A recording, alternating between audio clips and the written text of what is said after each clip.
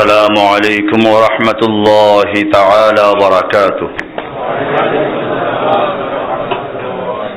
إن الحمد لله نحمده ونستعينه ونستغفره ونؤمن به ونتوكل عليه ونعوذ بالله من شرور أنفسنا ومن سيئات أعمالنا. من يهده الله فلا مضل له ومن يضلله فلا هادي له.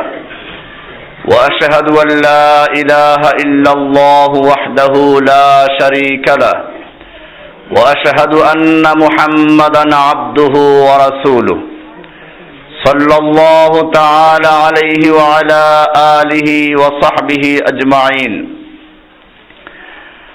আল্লাহ সুবহানাহু ওয়া তাআলার মহান দরবারে শুকরিয়া জ্ঞাপন করছি, যিনি আমাদেরকে অত্যন্ত মেহেরবানি করে ঢাকা মোহাম্মদপুর থেকে পশ্চিম দিকে বসিলা রোডে অবস্থিত মেট্রো হাউজিং এর ভিতরে মারকাজুল উলুম আল ইসলামিয়া মসজিদে জুমার সালাত আদায় করার জন্য আসার তৌফিক এনায়েত করেছেন, এজন্য বলি আলহামদুলিল্লাহ। বর্তমানে মুসলিম জাতি একটি কঠিন মুহূর্ত অতিক্রম করছে। বিশেষ করে দীর্ঘ কয়েকদিন পর্যন্ত মুসলিম জাতির প্রথম কিবলা বাইতুল মুকাদ্দাস ইহুদিদের হামলায় রঞ্জিত হয়েছে। আজকে মুসলিম জাতি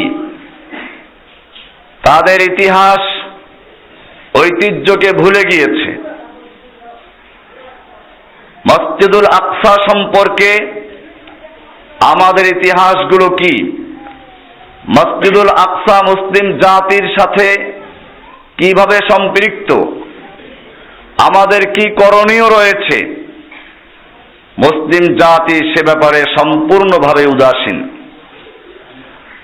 আজকে যে ইহুদি এক সময়ে মুসলিম জাতির সামনে থাকার জন্য ভিক্ষা করেছে, ইতিহাস পড়ুন। আল্লাহর নবী সাল্লাল্লাহু আলাইহি ওয়াসাল্লাম যখন খয়বর বিজয় করলেন, ইহুদি নেতা আল্লাহর নবীর দরবারে গিয়ে থাকার জন্য ভিক্ষা করল। আল্লাহর নবীর কাছে গিয়ে আবেদন জানালো, আমাদেরকে অনুগ্রহ করে এখানে থাকতে দিন, আমরা আপনাদের জন্য চাষাবাদ করব, ক্ষেত খামারে কাজ করব, এর থেকে আমাদেরকে একটা নির্দিষ্ট পরিমাণ ফসলের ভাগ দিবেন। এমনি ভাবে ওমর ইবনুল খাত্তাব রাদিয়াল্লাহু তাআলা আনহুর যুগে যখন তিনি হুকুম করলেন ইহুদিদেরকে এখান থেকে যেতে হবে, ওই ইহুদি নেতা খলিফাতুল মুসলিমিন ওমর ইবনে খাত্তাব রাদিয়াল্লাহু তাআলা আনহুর সামনে গিয়ে হাজির হলো। ওমর, তুমি কেন আমাদেরকে বহিষ্কার করছো? তোমাদের নবী মুহাম্মদ সাল্লাল্লাহু আলাইহি ওয়াসাল্লাম আমাদেরকে খায়বরে থাকার জন্য পারমিশন দিয়েছেন, আমরা এখানে চাষাবাদ করব, ক্ষেতের কাজ করব, তোমাদেরকে ফসলের একটা নির্দিষ্ট অংশ দিব, কেন আমাদের বহিষ্কার করছো?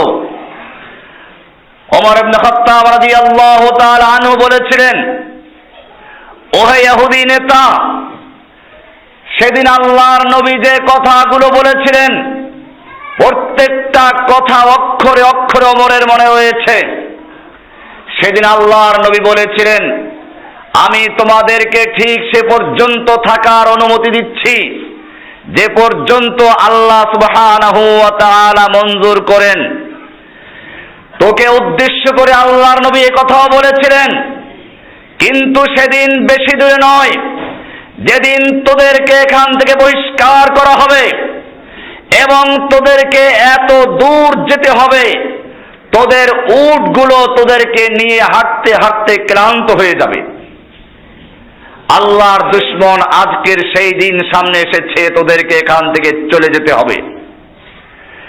ইহুদি সেখান থেকে বাধ্য হলো পালাতে।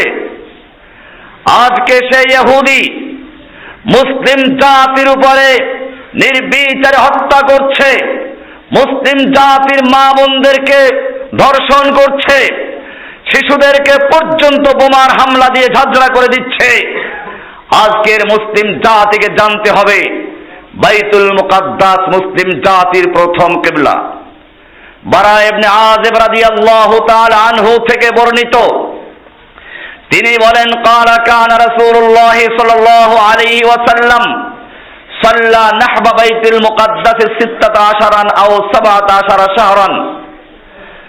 আল্লাহর নবী সাল্লাল্লাহু আলাইহি ওয়াসাল্লাম মদিনায় হিজরত করে যাওয়ার পরে 16 মাস অথবা 17 মাস পর্যন্ত এই বাইতুল মুকাদ্দাসের দিকে ফিরে সালাত আদায় করেছেন।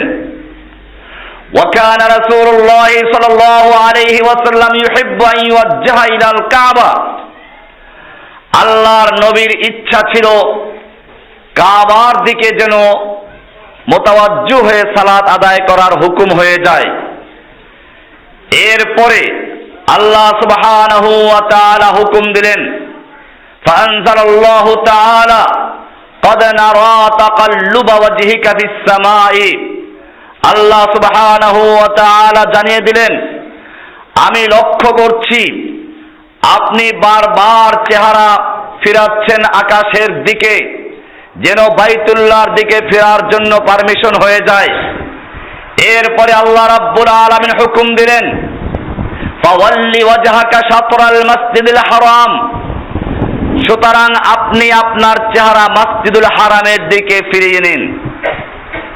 আল্লাহর নবী সাল্লাল্লাহু আলাইহি ওয়াসাল্লাম এই মুহূর্তে বাইতুল মুকাদ্দাসের দিকে ফিরে মহল্লায় বনু সালেমার মসজিদে জোহরের সালাত আদায় করছিলেন। 2 রাকাত পর্যন্ত বাইতুল মুকাদ্দাসের দিকে ফিরে সালাত আদায় করেছেন। এর মধ্যে হুকুম হয়ে গেল ঘুরে যাওয়ার জন্য। সঙ্গে সঙ্গে আল্লাহর নবী সাল্লাল্লাহু আলাইহি ওয়াসাল্লাম পিছনের থেকে সামনে চলে গেলেন। মুসল্লি যার যার জায়গায় ঘুরে গেল। সামনের কাতার হয়ে গেল পিছনের কাতার, পিছনের কাতার হয়ে গেল সামনের কাতার। কিবলা পরিবর্তন হয়ে গেল। এখানে আরো একটা জিনিস লক্ষণীয়, মুসলিম জাতি বাইতুল্লাহর পূজা করে না, মুসলিম জাতি কোনো ঘরের ইবাদত করে না, আল্লাহর নির্দেশের ইবাদত করে। আল্লাহর যখন নির্দেশ ছিল বাইতুল মুকাদ্দাসের দিকে ফিরে পড়ার, তখন পর্যন্ত বাইতুল মুকাদ্দাসের দিকে ফিরে আদায় করেছে। আবার যখন হুকুম হয়ে গেল বাইতুল্লাহর দিকে ফেরার জন্য, সালাত শেষ করা পর্যন্ত অপেক্ষা না করে সঙ্গে সঙ্গে বাইতুল্লাহর দিকে ফিরে গেলেন। এটা প্রমাণ করে অনেক হিন্দুরা বলে থাকে আমরা মূর্তি পূজা করি ঠিক সেরকম যেরকম তোমরা বাইতুল্লাহর দিকে ফিরে ইবাদত করো। অনেক পীরেরা সাধারণ মানুষকে গোমরাহ করার জন্য বলে কিবলার দিকে যেরকম ভাবে চেহারা ফিরাতে হয়, এরকম পীরের দিকে কলব ফিরাতে হয়। কিবলায়ে কুলুব, যখন আপনি জিজ্ঞেস করবেন পীর সাহেব কিবলা হলো কি করে, কিবলা তো মুসলমানদের একটাই বাইতুল্লাহ শরীফ, তাহলে কি করে তোমার পীর কিবলা হলো? তারা ওই সাধারণ লোকদেরকে বুঝায় বাইতুল্লাহ হলো চেহারার কিবলা, চেহারা ফিরাতে হবে সেদিকে। আর পীর হচ্ছেন মনের কিবলা, মনের তাওয়াজ্জুহ হবে পীরের দিকে। এখানে পরিষ্কার মনে রাখতে হবে, বাইতুল্লাহর দিকে চেহারা ফিরাবার জন্য আল্লাহ সুবহানাহু ওয়া তাআলা পবিত্র কোরআনে নির্দেশ করেছেন, কিন্তু পীরের দিকে চেহারা কলব মোতাওয়াজ্জু করার জন্য কেউ নির্দেশ করেছে? আল্লাহ নির্দেশ করেন নাই, আল্লাহর নবী নির্দেশ করেন নাই, সাহাবায়ে কেরাম আল্লাহর নবীর দিকে পর্যন্ত কলব মোতাওয়াজ্জু করেন নাই।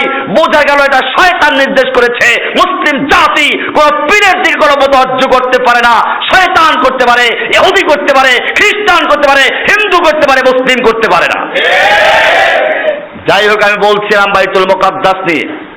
বাইতুল মুকাদ্দাস মুসলিম জাতির প্রথম কিবলা। বুখারী শরীফের 399 নম্বর হাদিস, মুসলিম শরীফের 1204 নম্বর হাদিস, নাসাইর 487 নম্বর হাদিস। এখানে পরিষ্কার বলা হয়েছে আল্লাহর নবী সাল্লাল্লাহু আলাইহি ওয়াসাল্লাম 16 অথবা 17 মাস পর্যন্ত বাইতুল মুকাদ্দাসের দিকে ফিরে সালাত আদায় করেছেন। এটা মুসলিম জাতির প্রথম কিবলা। এমনি ভাবে এই বাইতুল মুকাদ্দাস আল্লাহর রাসূল সাল্লাল্লাহু আলাইহি ওয়াসাল্লামের মেরাজের রাত্রে ইসরার ভ্রমণের পথ। কোরআনের সূরা বনী ইসরাঈলের 1 নম্বর আয়াতে বলা হয়েছে, সুবহানাল্লাযী আসরা বিআবদিহি লাইলাম মিনাল মাসজিদিল হারাম ইলাল মাসজিদিল আকসা আল্লাযী বারাকনা হাওলাহু লিনুরিয়াহু মিন আয়াতিনা ইন্নাহু হুয়াস সামিউল বাসীর। আল্লাহ সুবহানাহু ওয়া তাআলা বলছেন, সুবহানাল্লাযী আসরা বিআবদিহি, পবিত্র সেই আল্লাহ সুবহানাহু ওয়া তাআলা যিনি তার আব্দকে, তার বান্দাকে রাত্রি বেলায় ভ্রমণ করিয়েছেন। লাইলাম মিনাল মসজিদিল হারাম, রাতের কিছু অংশে তিনি ভ্রমণ করিয়েছেন মসজিদুল হারাম থেকে ইলাল মসজিদিল আকসা, মসজিদে আকসা পর্যন্ত। আল্লাযী বারাকনা হাওলাহু, আল্লাহ সুবহানাহু ওয়া তাআলা বলছেন, যার আশপাশে আমি বরকত রেখে দিয়েছি, এই বরকতময় জমিন পর্যন্ত আমি তাকে সফর করিয়েছি। লিনুরিয়াহু মিন আয়াতিনা, আমার নিদর্শন সমূহ তার সামনে তুলে ধরার জন্য, তাকে দেখানোর জন্য। সূরা বনী ইসরাঈলের 1 নম্বর আয়াত। এমনি ভাবে হাদিসের ভিতরে মেরাজের হাদিসগুলো দেখবেন বুখারী, মুসলিম, তিরমিজি, নাসাই এবং তাফসিরের যতগুলো কিতাব রয়েছে সব কিতাবগুলোতে আল্লাহর রাসূল সাল্লাল্লাহু আলাইহি সাল্লামের ইসরা, রাত্রি ভ্রমণ, মেরাজের ঘটনা উল্লেখ রয়েছে। প্রত্যেকটা হাদিসে উল্লেখ করা হয়েছে আল্লাহর নবী সাল্লাল্লাহু আলাইহি ওয়াসাল্লাম বাইতুল্লাহ থেকে বাইতুল মুকাদ্দাসে গিয়েছেন। সুতরাং বাইতুল মুকাদ্দাস আল্লাহর রাসূল সাল্লাল্লাহু আলাইহি ওয়াসাল্লামের মেরাজ এবং ইসরার স্মৃতি বহন করে। 3, বিহাল আকসা আল্লাযী রাবাতাহু আল্লাহ সুবহানাহু ওয়া তাআলা বিল বাইতিল হারাম ফাজআলাহু আল বাইতাস সানি লিল ইবাদাতি আলাল আরদি বাদাল কাবা। বাইতুল মুকাদ্দাস হচ্ছে সেই মসজিদ, যেই মসজিদকে আল্লাহ সুবহানাহু ওয়া তাআলা কাবার সঙ্গে সংযুক্ত করেছেন। কাবার পরে আল্লাহর রাসূল, আল্লাহ সুবহানাহু ওয়া তাআলা তাকে কিবলা হিসেবে তৈরি করে দিয়েছিলেন। এমনি ভাবে বাইতুল মুকাদ্দাস হচ্ছে সেই মসজিদ, যেই মসজিদকে উদ্দেশ্য করে আল্লাহ রাসূল সাল্লাল্লাহু আলাইহি ওয়াসাল্লাম বলেছেন, লা তুশাদ্দুর রিহালু ইল্লা ইলাইহি ওয়া ইলাল বাইতিল হারাম ওয়া মসজিদ রাসূলিল্লাহি সাল্লাল্লাহু আলাইহি ওয়াসাল্লাম। যেই 3 মসজিদের দিকে আল্লাহর রাসূল সাল্লাল্লাহু আলাইহি ওয়াসাল্লাম ইবাদতের জন্য সফর করার অনুমতি দিয়েছেন, সেই 3 মসজিদের একটা হচ্ছে বাইতুল মুকাদ্দাস। আবু হুরায়রা রাদিয়াল্লাহু তাআলা আনহু থেকে বর্ণিত, তিনি বলেন রাসূলুল্লাহ সাল্লাল্লাহু আলাইহি ওয়াসাল্লাম ইরশাদ করেছেন, লা তুশাদ্দুর রিহালু ইল্লা ইলা সালাসাতি মাসাজিদ। আল্লাহর রাসূল সাল্লাল্লাহু আলাইহি ওয়াসাল্লাম বলেছেন, ইবাদতের উদ্দেশ্যে 3 মসজিদ ব্যতীত অন্য কোন মসজিদের দিকে বা অন্য কোন দিকে সফর করা যাবে না, কোন মাজারের দিকে না। অনেকে আজমির যায় মাজার জিয়ারত করার জন্য, অনেকে বাগদাদ যায় মাজার জিয়ারত করার জন্য। এই কপাল পোড়া হতভাগা এই মুশরিক মার্কা কবর পূজারী মুসলমান মক্কা বাদ দিয়ে, হজ করা বাদ দিয়ে মাজার পূজার জন্য ইরাক চলে যায়। শিক্ষার জন্য, ব্যবসা বাণিজ্যের জন্য, চিকিৎসার জন্য সফর করা ভিন্ন কথা, কিন্তু ইবাদতের জন্য বা কবর জিয়ারত করার জন্য এই 3 মসজিদ ব্যতীত অন্য কোন জায়গায় সফর করার অনুমতি দেওয়া হয় নাই। আল্লাহর রাসূল সাল্লাল্লাহু আলাইহি ওয়াসাল্লাম বলেছেন, লা তুশাদ্দুর রিহালু ইল্লা ইলা সালাসাতি মাসাজিদ। 3 মসজিদ ব্যতীত অন্য কোন দিকে সফর করা যাবে না, সফরের জন্য প্রস্তুত হয়ে যাওয়া যাবে না। আল মসজিদুল হারাম, এক নাম্বার হচ্ছে মক্কায় অবস্থিত মসজিদুল হারাম, দ্বিতীয় হচ্ছে মসজিদুর রাসূল সাল্লাল্লাহু আলাইহি ওয়াসাল্লাম, মদিনার মসজিদ, আল্লাহর রাসূল সাল্লাল্লাহু আলাইহি ওয়াসাল্লামের মসজিদ, তৃতীয় নাম্বার হচ্ছে মসজিদুল আকসা, মসজিদে আকসা ফিলিস্তিনের যে মসজিদ, সেই মসজিদের দিকেও সফর করা যাবে ইবাদতের উদ্দেশ্যে।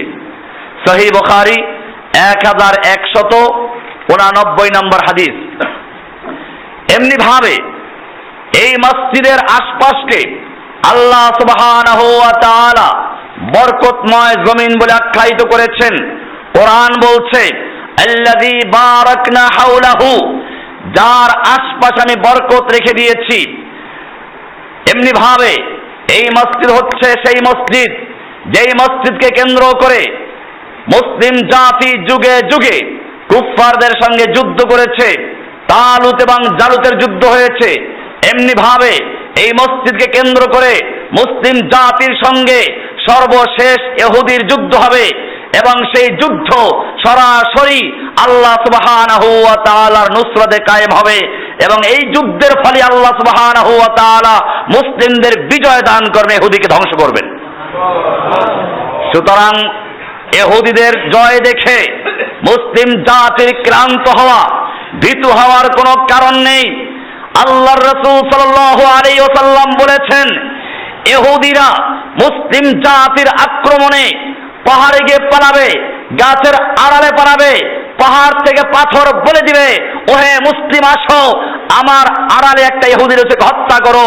গাছ বলে দিবে, ওহে মুসলিম তুমি আসো আমার আড়ালে একটা ইহুদি আছে, হত্যা করো। শুধুমাত্র একটা বৃক্ষ, একটা গাছ ইহুদিদেরকে আশ্রয় দিবে, তার নাম হচ্ছে ঝাউ গাছ। সুতরাং মুসলিমদেরকে সাহায্য আল্লাহ করবেন, কিন্তু প্রশ্ন হচ্ছে সেই মুসলিম তো হতে হবে।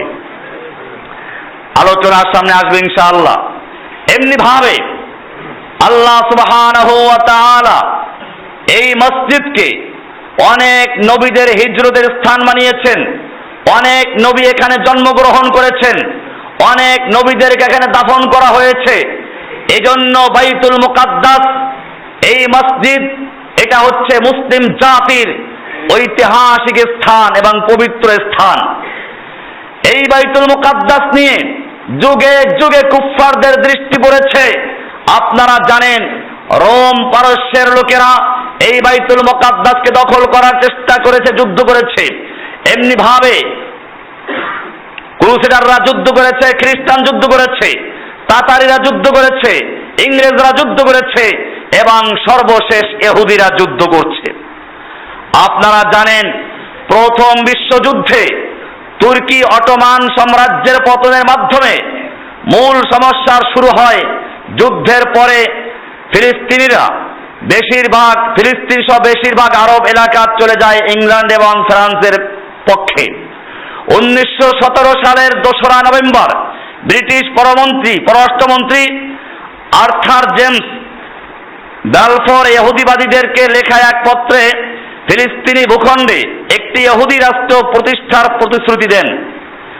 বেলফোর ঘোষণার মাধ্যমে প্যালেস্টাইন এলাকায় ইহুদিদের আলাদা রাষ্ট্রের সম্ভাবনা উজ্জ্বল হয় এবং বিপুল সংখ্যক ইহুদি ইউরোপ থেকে প্যালেস্টাইনে এসে বসতি স্থাপন করতে শুরু করে। 1905 থেকে 1914 সাল পর্যন্ত ফিলিস্তিনে ইহুদিদের সংখ্যা ছিল মাত্র কয়েক হাজার, কিন্তু 1914 সাল থেকে প্রথম বিশ্বযুদ্ধ শুরু হওয়ার পর থেকে 1918 সাল পর্যন্ত ব্রিটিশদের সহযোগিতায় ফিলিস্তিনে ইহুদিদের সংখ্যা 20,000-এ উন্নীত হয়। এরপরে প্রকাশ্যে ফিলিস্তিনে ইহুদি অভিবাসীদের ধরে এনে জড়ো করা শুরু হয় এবং 1919 থেকে 1923 সাল নাগাদ পর্যন্ত ফিলিস্তিনে ইহুদিদের সংখ্যা 35,000-এ পৌঁছে যায়। 1931 সালে ইহুদিদের এই সংখ্যা প্রায় 5 গুণ বৃদ্ধি পেয়ে 1,80,000 পৌঁছে। এভাবে ফিলিস্তিনে ইহুদি অভিবাসীদের সংখ্যা উল্লেখযোগ্য হারে বাড়তে থাকে এবং 1948 সালে সেখানে ইহুদিদের সংখ্যা 6 লাখে উন্নীত হয়। 1918 সালে ব্রিটেনের সহযোগিতায় গুপ্ত ইহুদি বাহিনী হাগানা গঠিত হয়। এ বাহিনী ইহুদিবাদীদের অবৈধ রাষ্ট্র তৈরির কাজে গুরুত্বপূর্ণ ভূমিকা পালন করে। প্রথমে ফিলিস্তিনি জনগণের বিরুদ্ধে ইহুদিবাদীদের সহায়তা করা হাগানা বাহিনীর দায়িত্ব হলেও পরবর্তীতে তারা সংঘবদ্ধ সন্ত্রাসী বাহিনীতে পরিণত হয়। ফিলিস্তিনি জনগণের বাড়িঘর, ক্ষেত খামার দখল করে তাদেরকে ফিলিস্তিন থেকে বিতাড়িত করা এবং বাজার, রাস্তাঘাট সহ জনসমাবেশ স্থলে বোমা বিস্ফোরণ ঘটিয়ে ফিলিস্তিনিদেরকে আতঙ্কিত করা তাদের মূল কাজ পরিণত হয়। এমনিভাবে দ্বিতীয় বিশ্বযুদ্ধের পর 1947 সালে জাতিসংঘের সাধারণ পরিষদে ফিলিস্তিনি ভূখণ্ডকে দ্বিখণ্ডিত করা সংক্রান্ত 181 নম্বর প্রস্তাব গৃহীত হয়। জাতিসংঘ ফিলিস্তিনকে দ্বিখণ্ডিত করার প্রস্তাব পাশ করে নিজেদের মাতৃভূমির মাত্র 45% ফিলিস্তিনিদের এবং বাকি 55% ইহুদিদেরকে হাতে তুলে দেওয়া হয়। এভাবে 1948 সালের 14 মে ইসরায়েলের স্বাধীনতা ঘোষণা করা হয়। মধ্যপ্রাচ্যের আরব দেশগুলো এটাকে মেনে নিতে পারেনি। সেজন্য মিশর, ইরাক, সিরিয়া, লেবানন ও জর্দানের সেনাবাহিনীর সমন্বয়ে একটি সম্মিলিত আরব বাহিনী গঠিত হয়। 1948 সালের 15 মে এই বাহিনী ফিলিস্তিনের দিকে মার্চ করে এবং বাইতুল মুকাদ্দাস ও ফিলিস্তিনি ভূখণ্ড মুক্ত করার লক্ষ্যে ইসরায়েলের সাথে আরব বাহিনীর সর্বপ্রথম যুদ্ধের সূচনা হয়। এই যুদ্ধে মুসলিম জাতির দুর্ভাগ্য, ইসরায়েল জাতিসংঘের মাধ্যমে যে ভূমি পেয়েছে তার চেয়েও অনেক বেশি ভূখণ্ডের উপর জবরদখল প্রতিষ্ঠা করে। ইহুদিবাদী সেনারা নতুন করে দখলকৃত ফিলিস্তিনি ভূখণ্ডের অধিকাংশ গ্রামকে মাটির সঙ্গে মিশিয়ে দেয়, মুসলিম জাতির উপর গণহত্যা চালায়।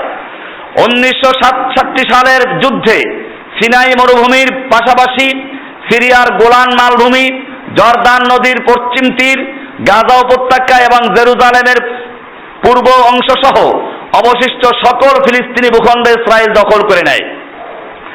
1948 সাল থেকে 1967 সাল পর্যন্ত পশ্চিম তীর, পূর্ব জেরুজালেম জর্দানের নিয়ন্ত্রণে এবং গাজা উপত্যকা মিশরের অধীনে ছিল।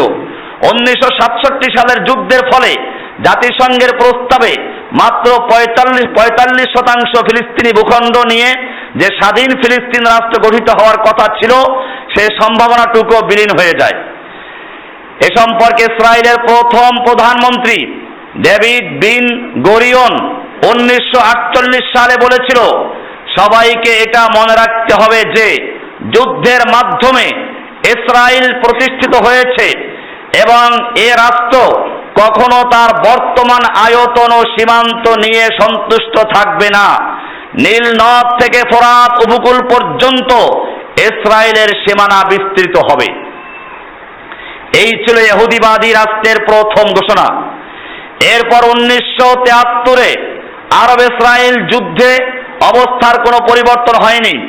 এর মধ্যে জর্দান ও মিশর ইসরায়েলের সঙ্গে শান্তি চুক্তি করে সমস্যা থেকে বিদায় নিয়েছে। ইতিহাস অনেক লম্বা, আপনারা জানেন।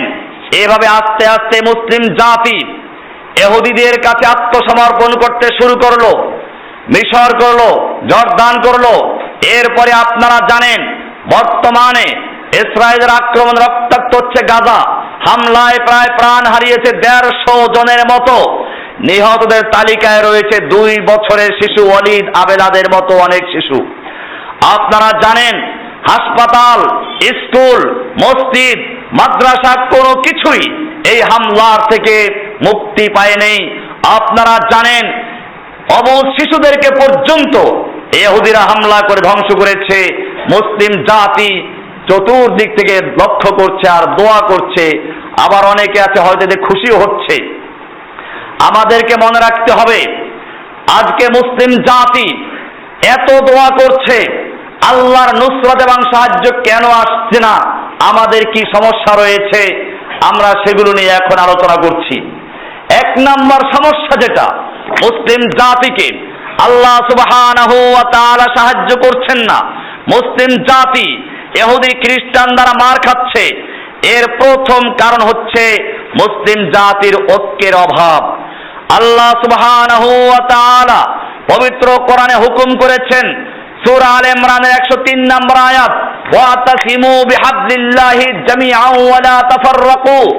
ওহে মুসলিম জাতি, তোমরা আল্লাহর রজ্জুকে, আল্লাহর রশিকে একতাবদ্ধভাবে, ঐক্যবদ্ধভাবে ধারণ করো। ওয়া লা তাতাফাররাকু, পরস্পর বিচ্ছিন্ন হয়ো না, বিভিন্ন দলে দলে বিভক্ত হয়ো না। যখন তোমরা দলে দলে বিভক্ত হবে তখন তোমাদেরকে ইহুদি খ্রিস্টানরা মারবে, সে কথাও আল্লাহ কোরআনে বলে দিয়েছেন। সূরা আনফালের 46 নম্বর আয়াত আল্লাহ বলছেন, ওয়াতিউল্লাহ ওয়া রাসূলাহু ওয়া লা তানাযাউ। ওহে মুসলিম জাতি, তোমরা এক আল্লাহর আনুগত্য করো, এক রাসূলের আনুগত্য করো। ওয়ালা তানাযাউ, খবরদার তোমরা পরস্পরের ঝগড়ায় লিপ্ত হয়ো না। কেউ চিশতি, কেউ কাদেরি, কেউ নকশবন্দি, কেউ মুজাদ্দিদি, কেউ হানাফি, কেউ শাফি, কেউ মালিকি, কেউ হাম্বলি, তোমাদের এই সমস্ত কোনো পরিচয় নেই। তোমরা এক পরিচয়ে থাকবে, তোমাদের নাম হচ্ছে মুসলিম। হুয়া সাম্মাকুমুল মুসলিমিন, তিনি তোমাদের নাম রেখেছেন মুসলিম করে। সেই মুসলিম যদি থাকতে পারো, ঐক্যবদ্ধ থাকতে পারো, তাহলে তোমাদের বিজয় কেউ ছিনে নিতে পারবে না। আর যদি তোমরা ঝগড়া করো, দলে দলে বিভক্ত হও, আল্লাহ সুবহানাহু ওয়া তাআলা বলছেন, ওয়ালা তানাযাউ, পরস্পর বিচ্ছিন্ন হয়ো না, ঝগড়া করো না, মতবিরোধ করো না। ফাতাফশালু, তাহলে জেনে রাখো তোমরা দুর্বল হয়ে যাবে। তোমরা কি হয়ে যাবে? তোমাদের শক্তি নিস্তেজ হয়ে যাবে। ওয়াতাযহাবা রিহুকুম, আর তোমাদের প্রভাব দুশমনদের অন্তর থেকে চলে যাবে। আর আগের যুগের মুসলিমদেরকে, সাহাবায়ে কিরামদেরকে কাফেররা নাম শুনলে ভয় করে থরথর করে কাঁপত, কারণ আল্লাহ সুবহানাহু ওয়া তাআলা কুফফারদের মনের মধ্যে মুসলিম জাতির প্রভাব ঢেলে দিয়েছিলেন। আল্লাহ রাব্বুল আলামিন বলছেন, এই প্রভাব যদি তোমাদের বিস্তার করতে চাও, ঝগড়া করতে পারবে না, দলে দলে বিভক্ত হতে পারবে না। ওয়ালা তানাযাউ ফাতাফশালু ওয়া তাযহাবা রিহুকুম, তাহলে তোমাদের প্রভাব, তোমাদের ক্ষমতা ধ্বংস হয়ে যাবে। অসবিরু, সবর করো, দুশমনের শক্তি যত বড় হোক না কেন আল্লাহ তোমাদেরকে বিজয় দান করবেন। ইন্নাল্লাহা মাআস সাবিরিন। এমনি ভাবে আপনারা জানেন, মুসলিম জাতিকে ঐক্যবদ্ধ রাখার জন্য আল্লাহ সুবহানাহু ওয়া তাআলা যেভাবে কঠোর নির্দেশ দিয়েছেন, আল্লাহর রাসূল সাল্লাল্লাহু আলাইহি ওয়াসাল্লাম সেরকম নির্দেশ করেছেন, যেই কারণে আল্লাহর নবীর মৃত্যুর পরে সাহাবায়ে কেরাম যাতে বিচ্ছিন্ন হয়ে না যায়, আনসার প্রস্তাব করেছিল তাদের একজন আমির হবে, মুহাজির প্রস্তাব করলো তাদের একজন আমির হবে, দুইজন আমির হবে। আল্লাহর নবীর ইউনিভার্সিটির ছাত্র আবু বকর সিদ্দিক রাদিয়াল্লাহু তাআলা বললেন, খবরদার, মুসলিম জাতির দুইজন আমির হতে পারে না। আলাইম্মাতু মিন কুরাইশিন, আল্লাহর নবী সাল্লাল্লাহু আলাইহি ওয়াসাল্লাম বলেছেন ইমাম হবে কুরাইশ বংশের থেকে। এই ঘোষণা করার সঙ্গে সঙ্গে ওমর বিন খাত্তাব রাদিয়াল্লাহু তাআলা বললেন, তাহলে আল্লাহর নবীর পরে আপনি ছাড়া এই উম্মতের আমির হওয়ার কারো যোগ্যতা নেই। আল্লাহর নবী আপনাকে নিজের জীবদ্দশায় তার মুসাল্লায় দাঁড়িয়ে ইমামতি করার জন্য দাঁড় করিয়ে নিয়েছেন। আল্লাহর নবী যাকে তার মুসাল্লায় দাঁড় করিয়েছে, দুনিয়ার কোন ব্যক্তি থেকে সরাতে পারে না, কোন শিয়া সরাতে পারবে না, কোন ইহুদি খ্রিস্টান সরাতে পারবে না, সে ব্যক্তিকে কেউ সরাতে পারে না। আপনি খলিফাতুল মুসলিমিন, বায়াত হয়ে গেল। এই বায়াতের পরে বনি সাকিফা বনু সায়েদার মধ্যে বায়াত হয়ে গেল। এরপরে আবার সাধারণ মুসলিমদের বায়াতের জন্য মসজিদে নববীতে বসে ওমর ইবনুল খাত্তাব ঘোষণা করলেন, সাহাবায়ে কেরাম দলে দলে বায়াত দিলেন। এই বায়াত কোনো পীর মুরিদের বায়াত ছিল না, এই বায়াত ছিল মুসলিম জাতিকে ঐক্যবদ্ধ রাখার জন্য, মুসলিম জাতির শক্তি টিকে রাখার জন্য, মুসলিম জাতির বিভক্তি রোধ করার জন্য, কুফফারদের মোকাবেলা করার জন্য খিলাফতের বায়াত আল্লাহর নবী নিয়েছেন। এবার আল্লাহর নবীর সাহাবারাও আবু বকর সিদ্দিককে বায়াত দিয়েছেন।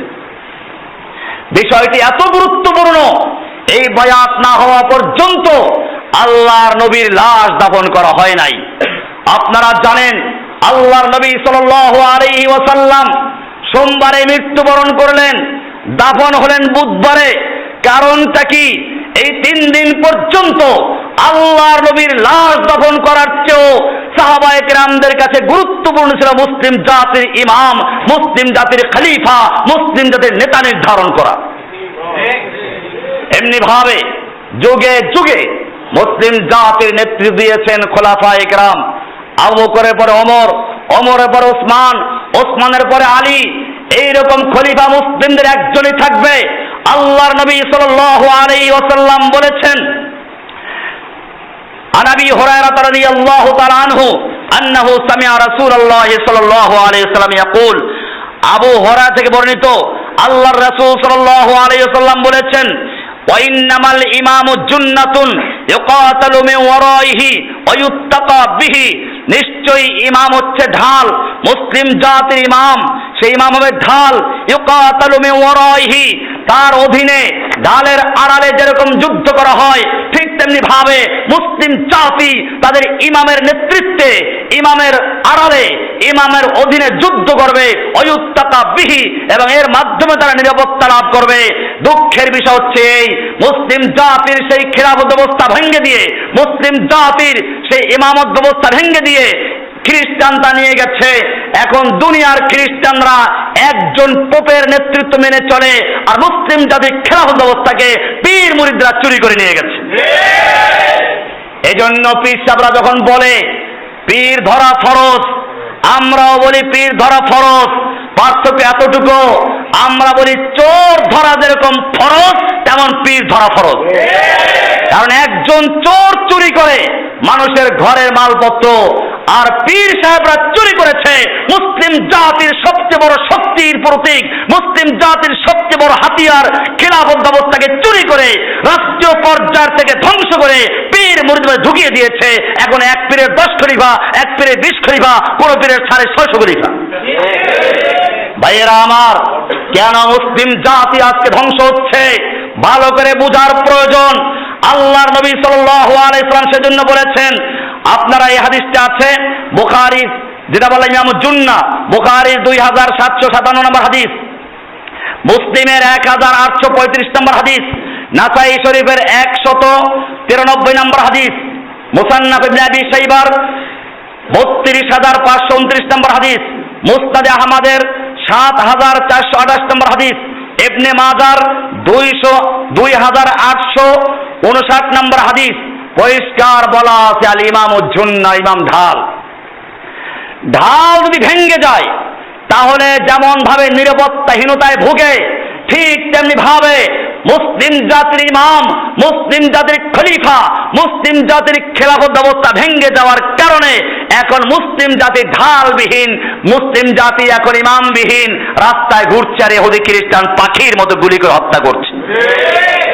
ভাইয়েরা আমার, আপনাদেরকে মনে রাখতে হবে, এজন্য আল্লাহর রাসূল সাল্লাল্লাহু আলাইহি ওয়াসাল্লাম বলেছেন, ইদা বুইয়া লি খলিফাতাইনে ফাকতুলুল আখিরা মিনহুমা, যখন মুসলিম জাতির মধ্যে 2 জন খলিফার বায়াত নেওয়া শুরু হবে, তোমরা তখন দ্বিতীয় জনকে কতল করে ফেলো, হত্যা করে ফেলো।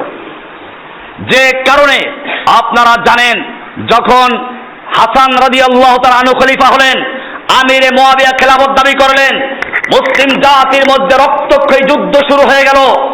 হাসান রাদিয়াল্লাহু তাআলা আনহু তখন নিজের খেলাফতের দায়িত্ব আমিরে মুয়াবিয়াকে হস্তান্তর করেছিলেন, যাতে যুদ্ধ না হয়, কারণ মুসলিম জাতির খলিফা 2 জন হতে পারবে না। এমনি ভাবে আমিরে মুয়াবিয়া রাদিয়াল্লাহু তাআলার পরে ইয়াজিদ যখন খলিফা হলো, হুসাইন রাদিয়াল্লাহু তাআলা আনহু মানতে পারলেন না, কিন্তু 2 খলিফা থাকতে পারবে না, সেজন্য যুদ্ধের অবস্থার সৃষ্টি হলো এবং ইমাম হুসাইনকে শহীদ হতে হলো। এমনি ভাবে মুসলিম জাতির মধ্যে কখনো 2 খলিফার অস্তিত্ব থাকতে পারে না। আল্লাহর রাসূল সাল্লাল্লাহু আলাইহি ওয়াসাল্লাম সেজন্য আরো বলেছেন, আপনারা হাদিসগুলো দেখবেন, মিশকাতে হাদিসগুলো আছে, মুসলিমে আছে, মুসলিম শরীফের 4902 নম্বর হাদিস, কেতাল এবং ইমারা অধ্যায়ে।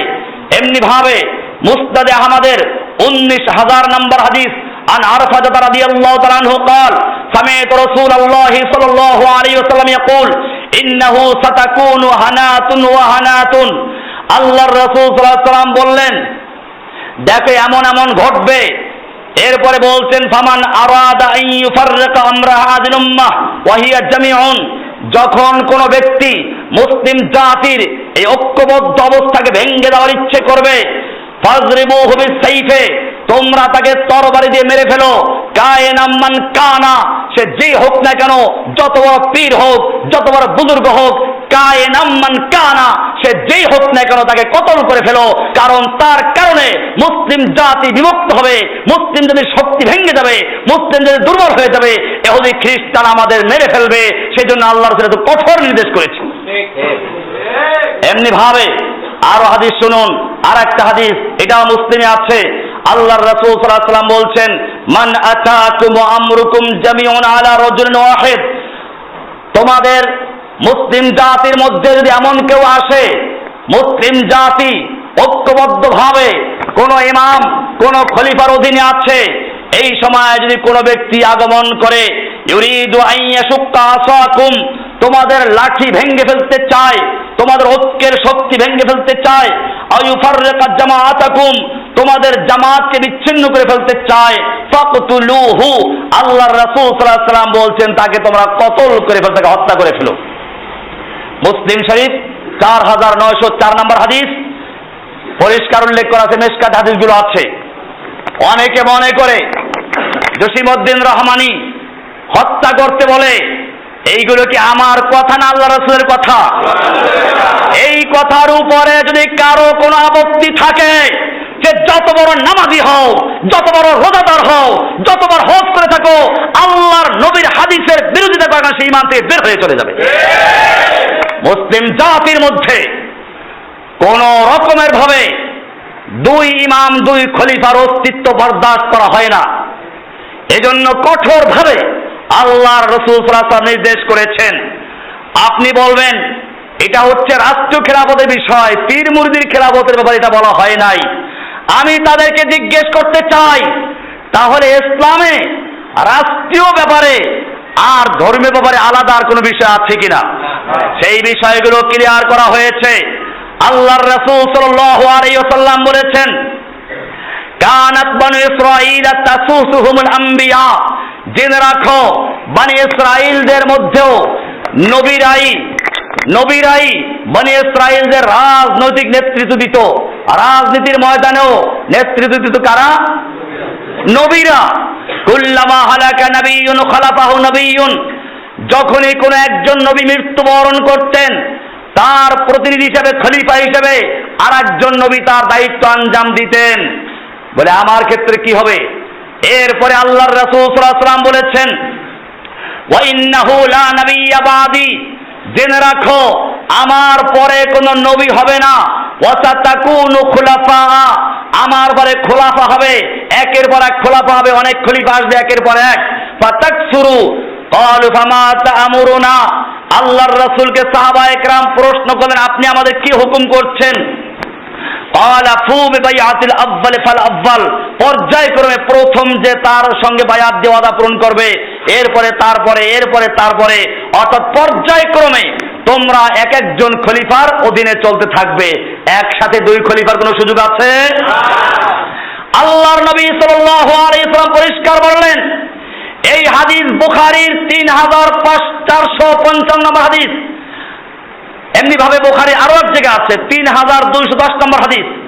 এমনি ভাবে মুসলিমের 4879 নম্বর হাদিস। পরিষ্কার বলা হয়েছে, ফু বিবাইআতিল আউয়াল ফাল আউয়াল, পর্যায়ক্রমে একজনের বায়াত পূরণ করো, তারপরে আরেকজন, তারপর আরেকজন, অর্থাৎ এক সময়ে দুই খলিফার অস্তিত্ব মেনে নেওয়া যাবে না। আল্লাহর নবী তো এই কথা বললেন। পীরের বইতে খুলে দেখেন, লেখা আছে, দু পীর দো ডানা পাকারকে বেহেশত মে লে জায়েগা কোই হরজ নেই। তোমাদের দুইজন পীর থাকে, দুই পীরে দুই ডানা ধরে বেহেশত নিয়ে যাবে, কোনো অসুবিধা নাই। এদেশের হক্কানি পীর যাকে বলে চরমনাই পীর, তার বই খুলে দেখেন, মাওয়াইজে সাকিয়া 55 পৃষ্ঠা লেখা আছে পরিষ্কার। এই জাতিকে ধ্বংস করার জন্য মুসলিম জাতির এই হাদিসগুলোকে চর্চা করা হয় না। কারণ এই হাদিসগুলো যদি মুসলিম জাতি জানতে পারে, তাহলে মুসলিম জাতি এই সমস্ত পীরের বয়াত বাদ দিয়ে পীরের খেলাফত বাদ দিয়ে মুসলিম জাতির একক নেতৃত্ব প্রতিষ্ঠার জন্য, খেলাফত ব্যবস্থা কায়েম করার জন্য জীবন দিয়ে তারা যুদ্ধ করবে, সেইটাকে ফিরাবার জন্য ইহুদি খ্রিস্টানদের একটা চক্রান্ত হয়েছে মুসলিম জাতির খেলাফত ধ্বংস করে দেওয়া। ভাইয়েরা আমার, আপনারা জানেন আল্লাহর রাসূল সাল্লাল্লাহু আলাইহি ওয়াসাল্লাম, আরো অনেক হাদিস আছে এরকম, আল্লাহ রাসূল বলেছেন যে তোমরা যখন কাউকে বায়াত দিলে ইমামকে, তখন তার আনুগত্য করবে, ফালিউতিহু, তার আনুগত্য করবে নিস্তাতা, যদি তোমাদের সামর্থ্য থাকে। ফাইন জাআকা ইউনাজিউহু, যদি তোমাদের একজন ইমাম থাকা অবস্থায় আর একজন ঝগড়া করতে আসে, আর একজন দাবি দাওয়া নিয়ে আসে, পীরতে দেখবেন যদি পীর সাহেব মারা যায়, তার ছেলে দুইজন থাকে, বন্দুক নিয়ে যুদ্ধ করে।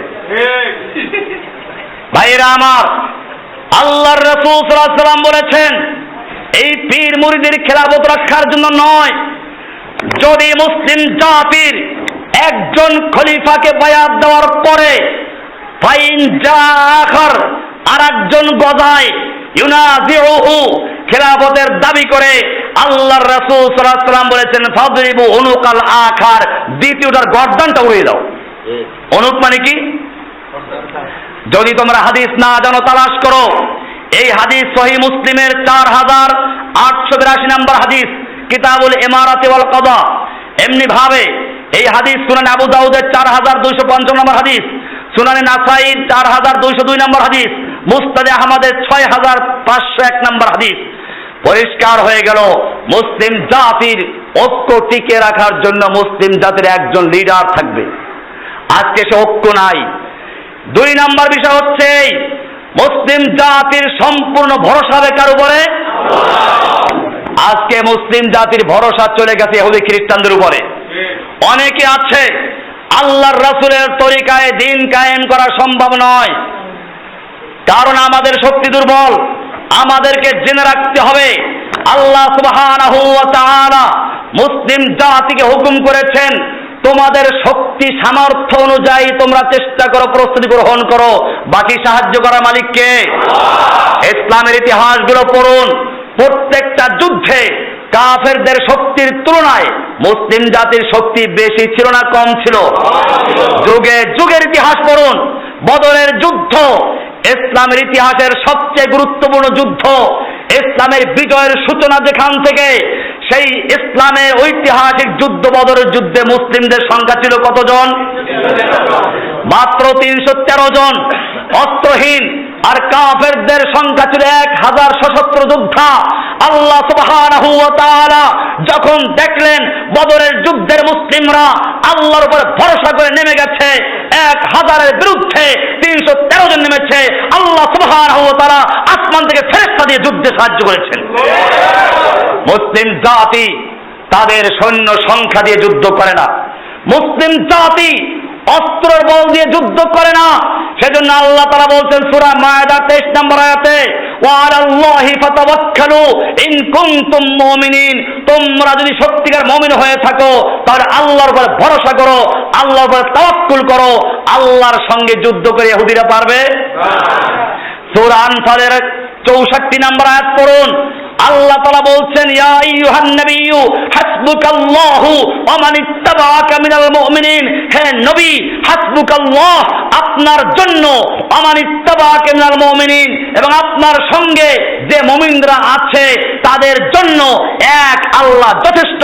কুফফারদের শক্তি যত বেশি হোক না কেন সমস্ত ধ্বংস করে দিয়ে, দুনিশ্বাত করে দিয়ে আপনাকে, আপনার উম্মতদেরকে বিজয় দেওয়ার মালিক আল্লাহ। সূরা আনফালের 64 নম্বর আয়াত। মুসলিম জাতি আয়াতগুলোকে ভুলে গেছে। মুসলিম জাতি ইসলাম প্রতিষ্ঠার জন্য ইহুদি খ্রিস্টানদের তরিকা অনুসরণ করছে। গণতন্ত্র, সমাজতন্ত্র, রাজতন্ত্র, ধর্মনিরপেক্ষতা, এই সবের মধ্য দিয়ে ইসলাম কায়েম করতে চাচ্ছে।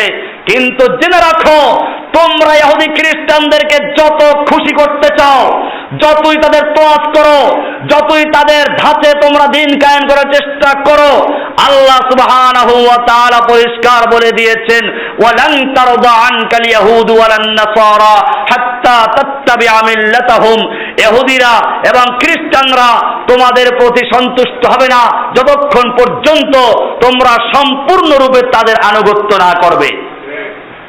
তাদের মিল্লাত, তাদের ধর্ম, তাদের কালচার সম্পূর্ণভাবে তাদেরকে মেনে না নেওয়া পর্যন্ত তোমরা যতই তাদের গণতন্ত্রের ধাঁচে দিন কায়েম করতে চাও, তারা তোমাদের প্রতি সন্তুষ্ট হবে না, তাদেরকে সন্তুষ্ট করতে পারবে না। পেরেছে? পারে নাই। বাংলাদেশের অবস্থায় আপনারা দেখতে পাচ্ছেন, কত চেষ্টা করলো এই লোকগুলো, কিন্তু এখন দেখা যায় যে না, এখন তারা ময়দানে নেমে গেছে, যে এখন ওইটা ছাড়া উপায় নাই।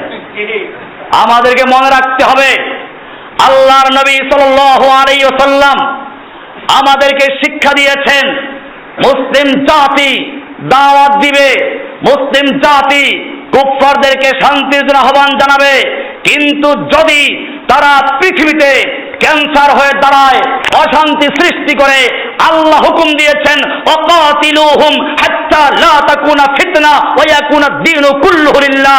তোমরা ওদের বিরুদ্ধে যুদ্ধ করো, লড়াই করো, জিহাদ করো, যতক্ষণ পর্যন্ত আল্লাহর জমিনে শিরক থাকবে, আল্লাহর জমিনে কুফর থাকবে, ততক্ষণ পর্যন্ত সম্পূর্ণভাবে আল্লাহর দ্বীন সর্বত্র প্রতিষ্ঠা না হবে, ততক্ষণ পর্যন্ত ওদের বিরুদ্ধে যুদ্ধ চালিয়ে যাও। সুতরাং বোঝা গেল, যতক্ষণ পর্যন্ত এই পৃথিবীর বুকে ইহুদিদের প্রভুত্ব থাকবে, আমেরিকার দাদাগিরি থাকবে, ব্রিটেনের নেতৃত্ব থাকবে, কাফেরদের প্রভাব থাকবে, ততক্ষণ পর্যন্ত মুসলিম জাতির জন্য যুদ্ধ করা ফরজ হয়ে গেছে। ভাইরা আমার, এরপরে আল্লাহ তাআলা বলছেন, প্রশ্ন রেখেছেন, তোমরা কি আল্লাহকে যথেষ্ট মনে করো না? কেমন মুমিন তোমরা? সূরা জুমার 36 এবং 37 নম্বর আয়াত পড়ুন। আলাইসাল্লাহু বিকাফিন আবদাহু, আলাইসাল্লাহু বিকাফিন আবদাহু, আল্লাহ কি তার বান্দার জন্য যথেষ্ট নয়? আল্লাহ কি তার বান্দার জন্য যথেষ্ট নন? আল্লাহ বলছেন ওয়ায়ুখাফিফুনাকা বিল্লাযীনা মিন দুনিহি ওয়া মান ইউদ্লিল্লাহু ফামা লাহু মিন হাদ। আপনাকে ওরা ভয় দেখাচ্ছে, কিন্তু জেনে রাখবেন, আপনাকে যারা ভয় দেখাচ্ছে, যাদেরকে আল্লাহ তাআলা পথভ্রষ্ট দেন, তাদের জন্য হেদায়েতকারী নাই, তাদের জন্য কোনো কিছু নেই। ওয়া মান ইয়াহদিল্লাহু ফামা লাহু মিন মুদিল, আল্লাহ যাকে হেদায়েত দিবেন সেই ব্যক্তিকে কোনো ব্যক্তি গোমরা করতে পারে না। আলাইসাল্লাহু বিআযীযিন যিন্তিকাম, আল্লাহ প্রশ্ন করছেন, আল্লাহ কি পরাক্রমশালী এবং প্রতিশোধ গ্রহণ করার ক্ষমতা রাখেন না? আপনাদের কি মনে হয়? আল্লাহ প্রশ্ন করেছেন, আল্লাহ তাআলা যথেষ্ট ক্ষমতা রাখেন। এরপরে আল্লাহ তাআলা বলছেন সূরা আলে ইমরান 149 এবং 51 নম্বর আয়াত পর্যন্ত, ইয়া আইয়ুহাল্লাযীনা আমানু ইন তুতিউল্লাযীনা কাফারু, হে ঈমানদারগণ, তোমরা যদি কাফেরদের আনুগত্য করো, কাফেরদের সংস্কৃতি, কাফেরদের কালচার অনুসরণ করো, ইয়ারুদ্দুকুম আলা আকাবিকুম, ওরা তোমাদেরকে তোমাদের পশ্চাতে ফিরিয়ে নিয়ে যাবে, জাহিলি যুগে ফিরিয়ে নিয়ে যাবে। তোমরা যে দ্বীন শিখেছো, যে ইসলাম শিখেছো, তার থেকে তারা আবার পিছনে ফিরিয়ে নেবে। তারা জাহালত শিক্ষা দিবে, জেনা ব্যভিচার শিক্ষা দিবে, তারা সমকামিতা শিক্ষা দিবে, সুদ ঘুষ শিক্ষা দিবে, তারা গোটা সমাজ থেকে পশুর সমাজ বানিয়ে ফেলবে। আল্লাহ বলছেন ইয়ারুদ্দুকুম আলা আকাবিকুম ফাতানকালিবু খাসিরিন, তোমরা ক্ষতিগ্রস্ত হয়ে যাবে।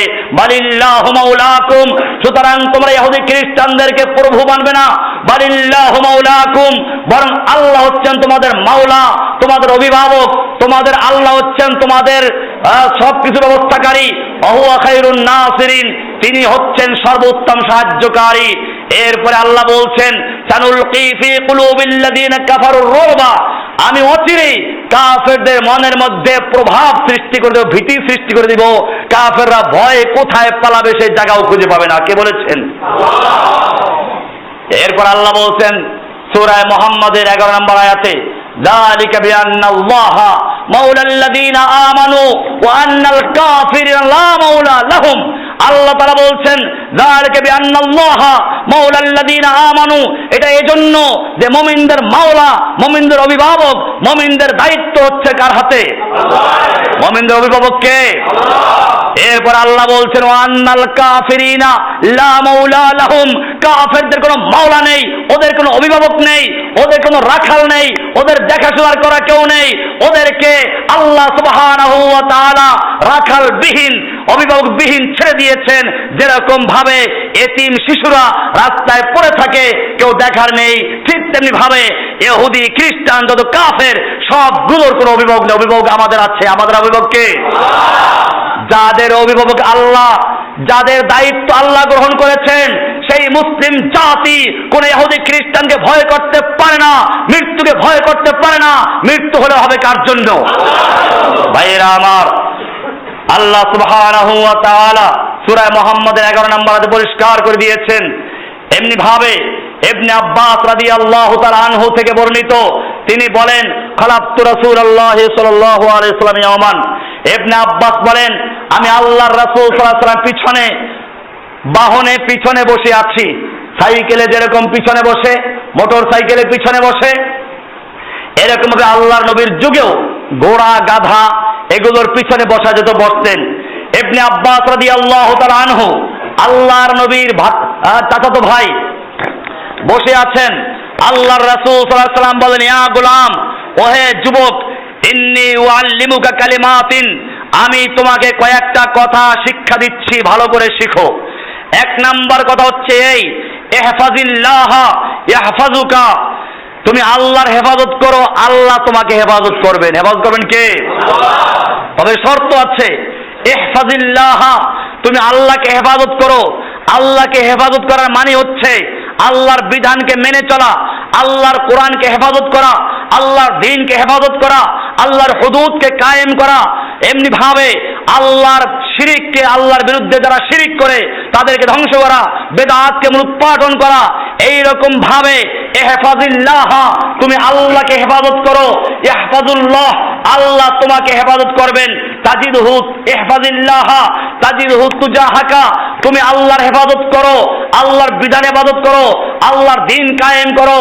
তাজিদহু তুজাহাকা, তুমি আল্লাহকে তোমার সামনে পাবে। কোথায় পাবে? না ভাইয়া মাধ্যম লাগবে, পীর লাগবে, পীর ছাড়া আল্লাহকে পাওয়া যাবে না। এরকম যারা বলে তাদেরকে এই হাদিস দেখিয়ে দিবেন। আল্লাহর রাসূল সাল্লাল্লাহু আলাইহি ওয়াসাল্লাম পরিষ্কার জানিয়ে দিয়েছেন, ইহফাজিল্লাহ তাজিদহু তুজাহাকা, তুমি আল্লাহর হেফাজত করো, তুমি আল্লাহকে তোমার সামনাসামনি পাবে, সামনাসামনি পাবে। এরপরে বলছেন, ওয়াইদা সাআলতা ফাসআলিল্লাহ, যখন তুমি চাবে আল্লাহর কাছে চাবে। ওয়াইদা ইসতাআনতা ফাসতাইন বিল্লাহ, আর যখন সাহায্য কামনা করবে আল্লাহর কাছে করবে, না কোনো মাজারের কাছে করবে। এই মুসলিম জাতি সালাতের মধ্যে অঙ্গীকার করছে, ইয়াকা না'বুদু ওয়া ইয়াকা নাস্তাঈন, আমরা কেবলমাত্র তোমারই গোলামি করি, তোমার কাছে সাহায্য চাই। সেই মুসলিম জাতি কেউ মাজারে গিয়ে সাহায্য চায়, কেউ ইহুদি খ্রিস্টানদের গিয়ে সাহায্যের হাত দারাজ করে। ধর্মীয় লাইনে মাজার, রাজনৈতিক লাইনে হলে ইহুদি খ্রিস্টান। এই হচ্ছে মুসলিম জাতির অবস্থা।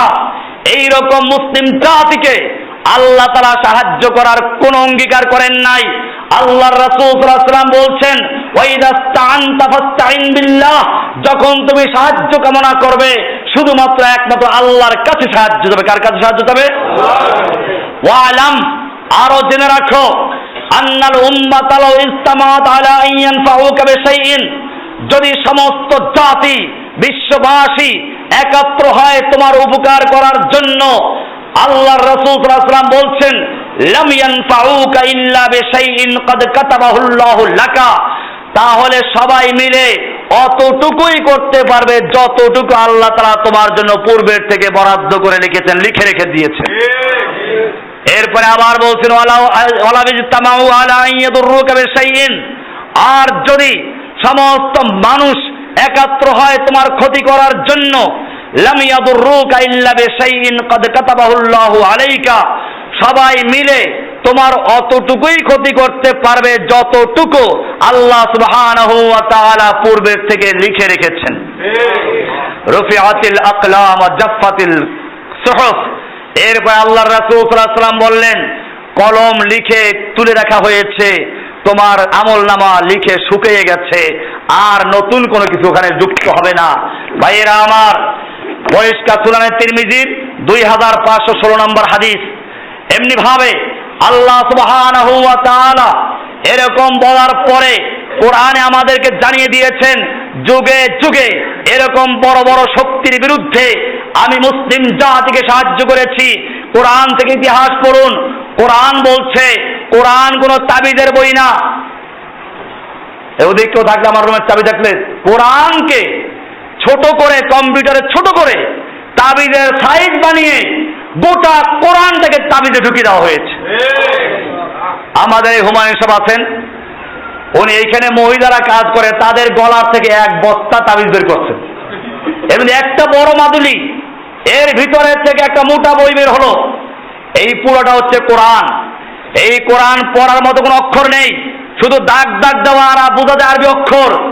এইরকম ভাবে যারা কোরআনকে বিকৃত করে, কোরআনের অংশকে, কোরআনের অক্ষরগুলো ধ্বংস করে তাবিজে ঢুকিয়ে দিয়েছে, এই জাতি ইহুদি খ্রিস্টানদের চেয়ে ইসলামের বড় দুশমন। আপনারা জানেন কোরআন তাবিজ দেখার জন্য আসে নাই, কোরআন মুর্দার খাওয়ার জন্য আসে নাই। মানুষ মরার পরে সঙ্গে সঙ্গে একদল শকুনেরা কোরআন নিয়ে হাজির হয়ে যায় মুর্দার খাওয়ার জন্য। 3 দিন পরে শকুনের গোষ্ঠী আবার হাজির হয় গরু খাওয়ার জন্য। 40 দিন আবার হাজির হয় আরেক গরু খাওয়ার জন্য।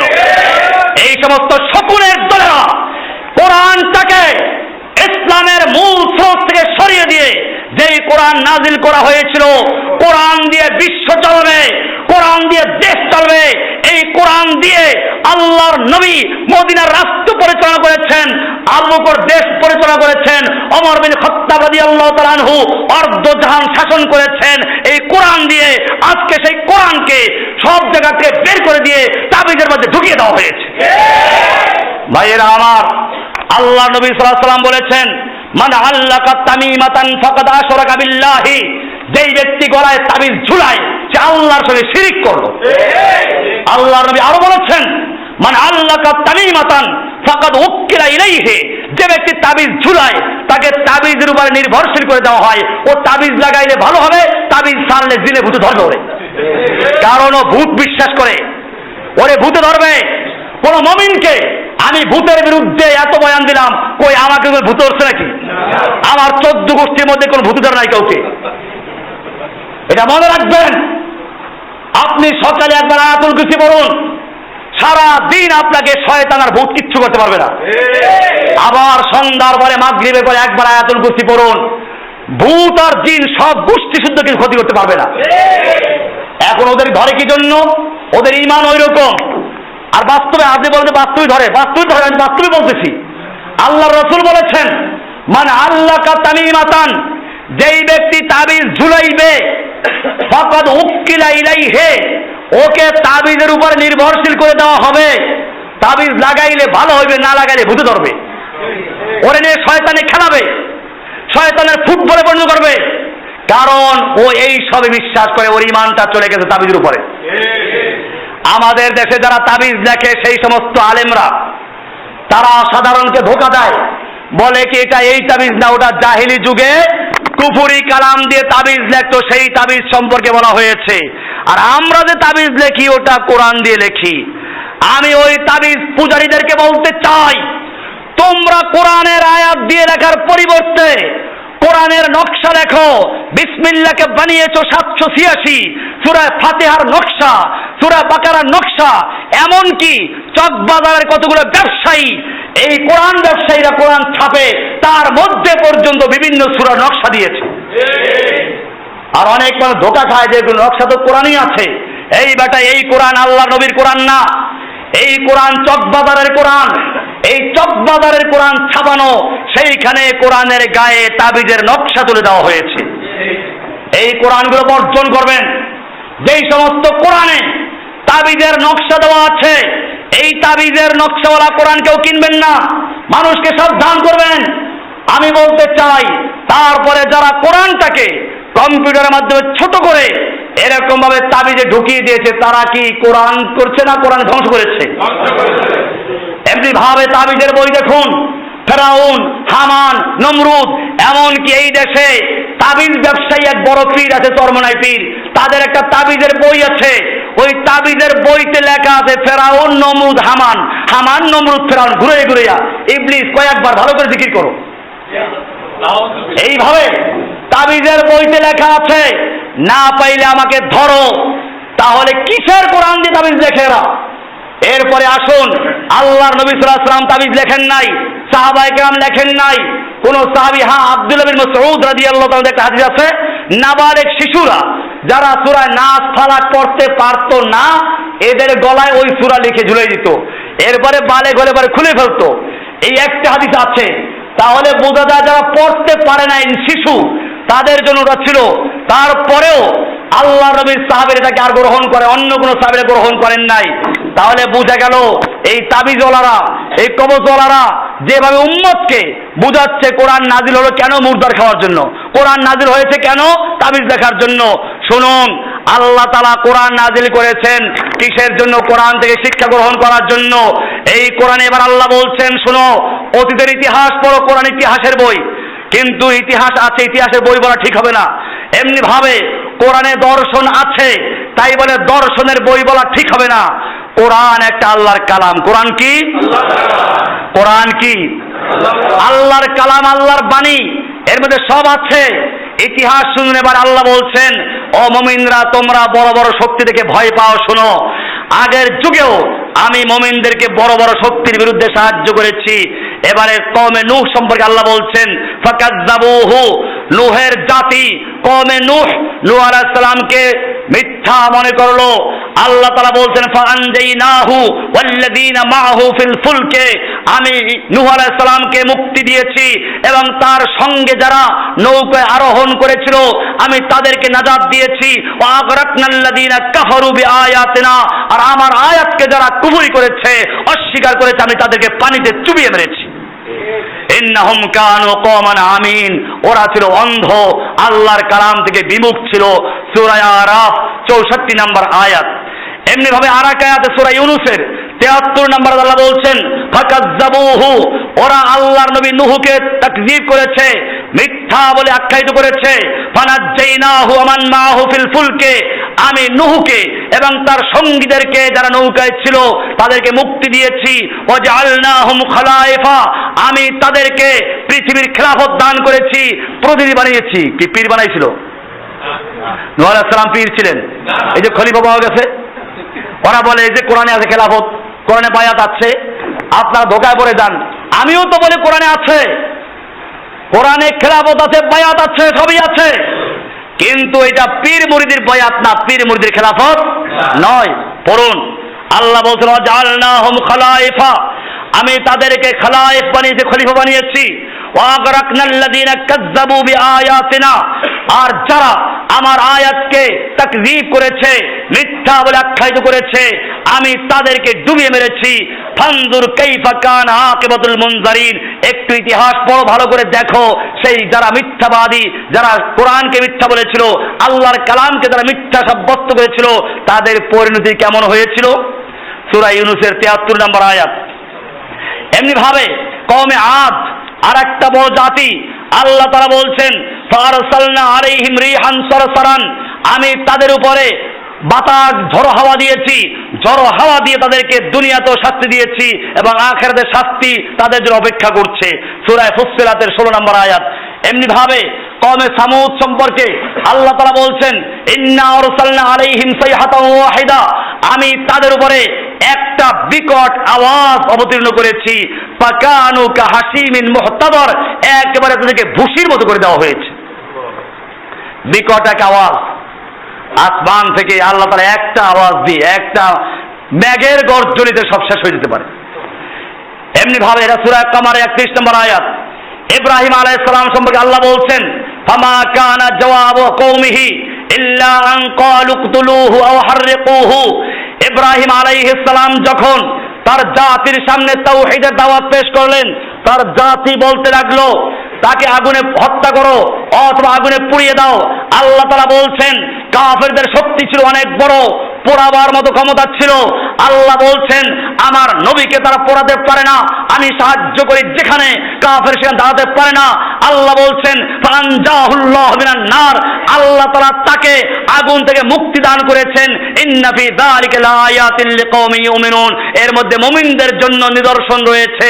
যারা সত্যিকার মুমিন তাদের জন্য নিদর্শন। আগুনের কোনো ক্ষমতা নাই আল্লাহর হুকুম ছাড়া মুমিনদেরকে জ্বালাবার জন্য, সেই প্রমাণ দিয়েছেন ইব্রাহিম আলাইহিস সালামকে দিয়ে। সুতরাং ইহুদি খ্রিস্টানদের কাছে যত রকমের মারণাস্ত্র থাকুক না কেন, মুসলিম জাতি আজকেও যদি সত্যিকার অর্থে একজন ইমামের নেতৃত্বে, একজন গোটা বিশ্বের মুসলিম কিয়াদতের নেতৃত্বে দাঁড়িয়ে যায় এবং মুসলিম জাতি মোকাবেলা করে, পৃথিবীর কোনো শক্তি নাই মুসলিম জাতির সামনে দাঁড়াতে পারে। একজন মুমিন দাঁড়িয়েছিল, মাত্র একজন মুমিন, শাইখুল মুজাহিদিন ওসামা ইবনে লাদেন রাহিমাহুল্লাহু তাআলা রাহমাতান ওয়াসিআ। একজন মুমিনের ভয়ে কুফাররা থরথর করে কাঁপত সবসময়। আপনারা দেখেছেন তার শাহাদাতের পরে অনেক ইহুদি খ্রিস্টান একেবারে নির্লজ্জ হয়ে বলেছে এখন থেকে আরামে ঘুমাবো, এতদিন পর্যন্ত আরামে ঘুমাইতে পারি নাই, ওদের ঘুম হারাম হয়ে গিয়েছিল। একজন মুমিন যদি এরকম দাঁড়াতে পারে, আজ যদি গোটা বিশ্বের মুসলিম জাতি ঐক্যবদ্ধ ভাবে সেই ভূমিকায় আসতো, কাফেররা পালাবার জায়গা খুঁজে পেত না।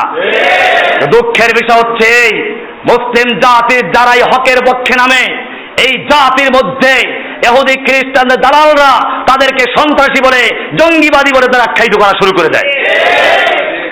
আমার ভাইয়েরা, আল্লাহ সুবহানাহু ওয়া তাআলা পরিষ্কার জানিয়ে দিয়েছেন, ওয়াইদ ফারাকনা বিকুমুল বাহরা, মূসা আলাইহিস সালাম সম্পর্কে বলছেন যে মূসার ইতিহাস পড়ো, তাকে আমি সাহায্য করেছি। ওয়াইদ ফারাকনা বিকুমুল বাহরা, আমি তাদের জন্য, তোমাদের জন্য আমি নদীকে দুভাগ করে দিয়েছি, পানি দুই দিকে পাহাড়ের মতো দাঁড়িয়ে গেছে, মূসা আলাইহিস সালাম মাঝখান দিয়ে চলে গেছেন। ফানজাইনাকুম, আমি তোমাদেরকে মুক্তি দিয়েছি। ওয়াগরাকনা আলা ফিরআউনা, ফিরআউন এবং তার দলবলকে ধ্বংস করে দিয়েছি। ওয়া আনতুম তানজুরুন, তোমরা তা প্রত্যক্ষ করছিলে। সূরা বাকারার 50 নম্বর আয়াত।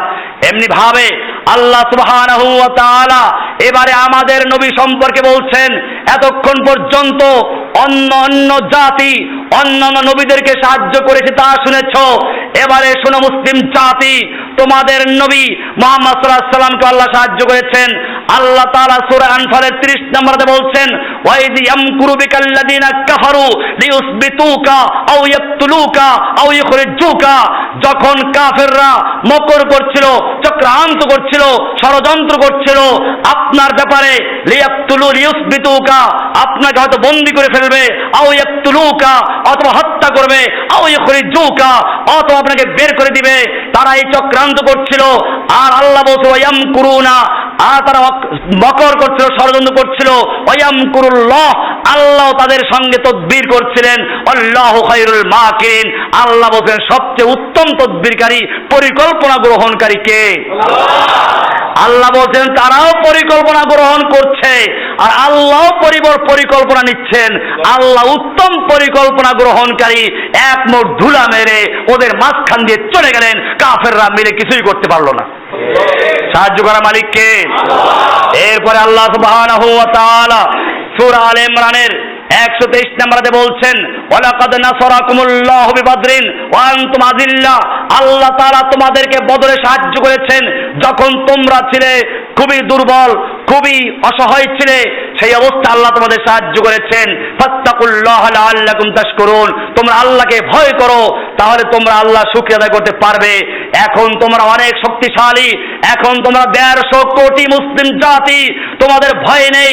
আল্লাহ তাআলা আরো বলছেন, তোমাদের সংখ্যাগরিষ্ঠতা দিয়ে আমি বিচার করি না, তোমাদের সংখ্যাগরিষ্ঠতা ছিল এক যুদ্ধে, হুনাইনের যুদ্ধে।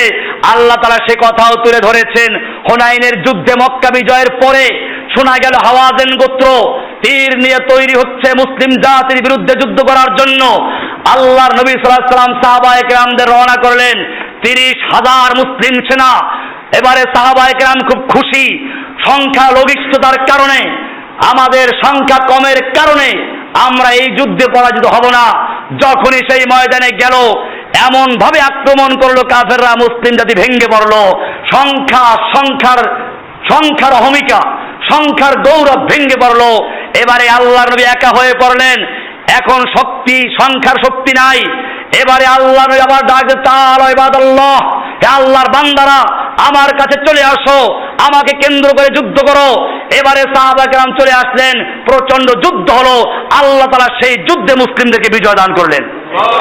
কোরআনের সূরা তাওবার 25 এবং 26 নম্বর আয়াত বলছে, লাকাদ নাসরাকুমুল্লাহু ফি মাওয়াতিন কাসীরা, আল্লাহ তোমাদেরকে অনেক অনেক জায়গায় বিজয় দান করেছে। ওয়ায়ামা হুনাইনিন, বিশেষ করে হুনাইনের যুদ্ধে ইয আজাবাতকুম কাসরাতুকুম, যখন তোমাদের সংখ্যাগরিষ্ঠতা তোমাদেরকে আনন্দিত করেছিল, খুশি করেছিল। ফালাম তুগনি আনকুম শাইআ, তোমাদের সেই সংখ্যাগরিষ্ঠতা কোনো কাজে আসে নাই, উপকারে আসে নাই। ওয়াদাকাত আলাইকুমুল আরদু বিমা রাহবাত, এমনকি জমিন প্রশস্ত থাকা সত্ত্বেও তোমাদের উপরে জমিন সংকীর্ণ হয়ে গিয়েছিল। সুম্মা ওয়াল্লাইতুম মুদবিরিন, তোমরা পিঠ ফিরে পালাতে শুরু করেছিলে, সব পালিয়ে গিয়েছিলে। এক আল্লাহর নবী দাঁড়িয়েছিলেন যুদ্ধের ময়দানে, একা আছেন। আনান নবিয়্যুল কাযিব আনা আব্দুল মুত্তালিব, আমি সত্য নবী, আমি আব্দুল মুত্তালিবের বংশধর, আমি পালাবার নবী নই। একা দাঁড়িয়ে আছেন। যেই সমস্ত লোকেরা বলে জিহাদের কোনো দরকার নেই, যুদ্ধের দরকার নেই, যেই যুদ্ধ আল্লাহ রাসূল করেছেন, যেই যুদ্ধ কোরআনে আছে, যেই যুদ্ধের ময়দানে দাঁড়িয়ে আল্লাহ নবী একা চ্যালেঞ্জ করছেন, সেই যুদ্ধকে যারা অস্বীকার করবে তারা কোরআনকে অস্বীকার করছে, হাদিসকে অস্বীকার করছে, আল্লাহ নবীর জিহাদকে অস্বীকার করছে। অনেক আছে যারা জিহাদের নাম শুনলে তাদের কপালে ভাঁজ পড়ে যায়, এমনকি ইসলামের দাওয়াতের কাজ করে, তারাও জিহাদের নাম শুনতে পারে না। আমি তাদের পরিষ্কার বলে দেই, জেনে রাখো, আল্লাহর নবী যুদ্ধ করেছেন, 27টা যুদ্ধের কমান্ডার ইন চিফের দায়িত্ব পালন করেছেন, বদরে যুদ্ধ করেছেন, উহুদে যুদ্ধ করেছেন, খন্দকে যুদ্ধ করেছেন, হুনাইনে যুদ্ধ করেছেন, তবুকে যুদ্ধ করেছেন। আল্লাহর নবীর জিহাদ কোরআনে আছে, হাদিসে আছে, আল্লাহ তাআলা নিজে নাযিল করেছেন। এই কোরআন যতদিন পর্যন্ত থাকবে ততদিন পর্যন্ত জিহাদ থাকবে। আল্লাহর নবীর হাদিস যতদিন পর্যন্ত থাকবে ততদিন পর্যন্ত জিহাদ থাকবে। এই জিহাদকে যারা স্বীকার করবে, জিহাদকে যারা ঘৃণা করবে, জিহাদকে যারা পছন্দ করবে, সে ইহুদি হতে পারে, খ্রিস্টান হতে পারে, কোনো মুসলিম হতে পারে না। ভাইরা আমার, আল্লাহ সুবহানাহু ওয়া তাআলা এরপরে বলছেন সব পালিয়ে গেছে, একা নবী দাঁড়িয়ে আছেন। এরপরে আল্লাহ বলছেন সুম্মা আনজালাল্লাহু সাকিনাতাহু আলা রাসূলিহি ওয়া আলাল মুমিনিন, এরপরে আল্লাহ তাআলা নবীর উপরে এবং মুমিনদের উপরে শান্তি বর্ষণ করেছেন।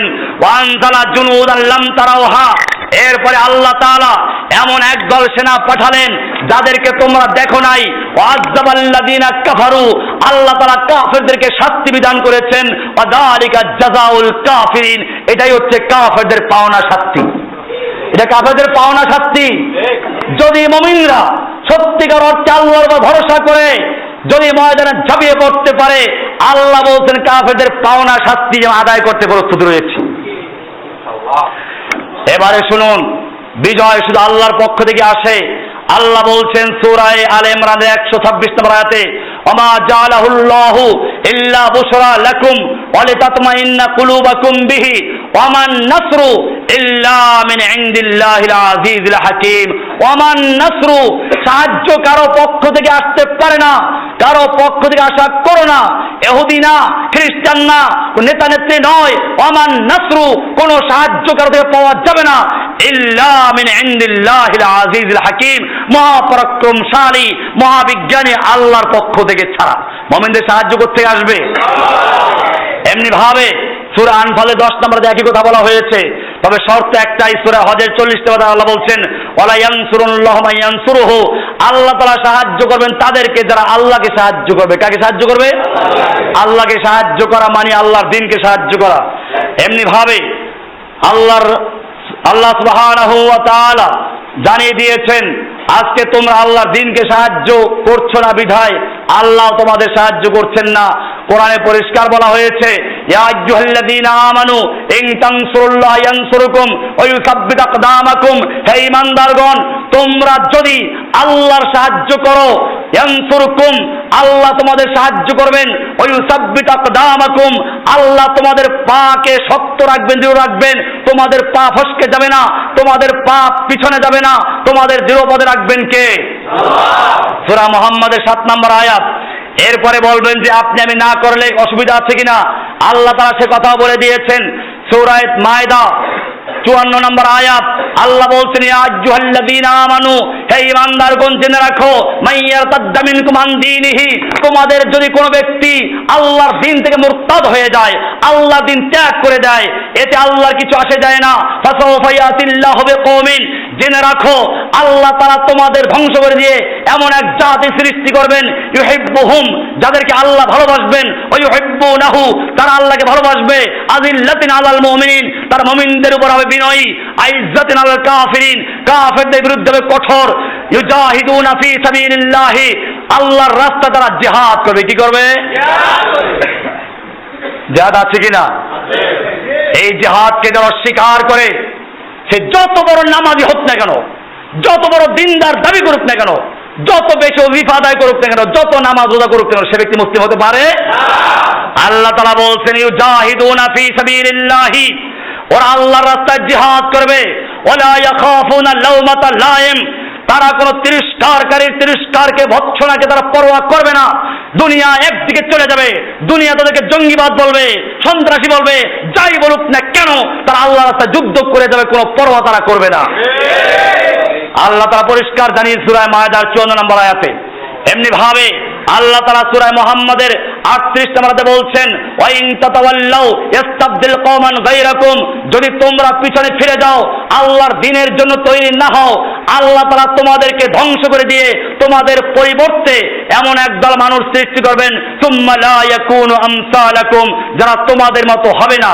কোরআনের সূরা তওবার 29 নম্বর আল্লাহ বলছেন, ইল্লা তানফিরু ইউআযযিবকুম আযাবান আলীমা, যদি তোমরা আল্লাহর দ্বীনের জন্য বের হয়ে না যাও, আল্লাহর দ্বীন প্রতিষ্ঠার জন্য যুদ্ধ করতে না যাও, আল্লাহ বলছেন ইউআযযিবকুম আযাবান আলীমা, তোমাদেরকে মর্মান্তিক শাস্তি দিবেন, ওয়া ইস্তাবদিল কওমান গায়রাকুম, তোমাদের পরিবর্তে আল্লাহ অন্য জাতি সৃষ্টি করবেন, ওয়ালা তাদুররু শাইআ, এতে তোমরা আল্লাহর কোনো ক্ষতি করতে পারবে না, আল্লাহর কোনো কিছু বিগ্রহতে পারবে না।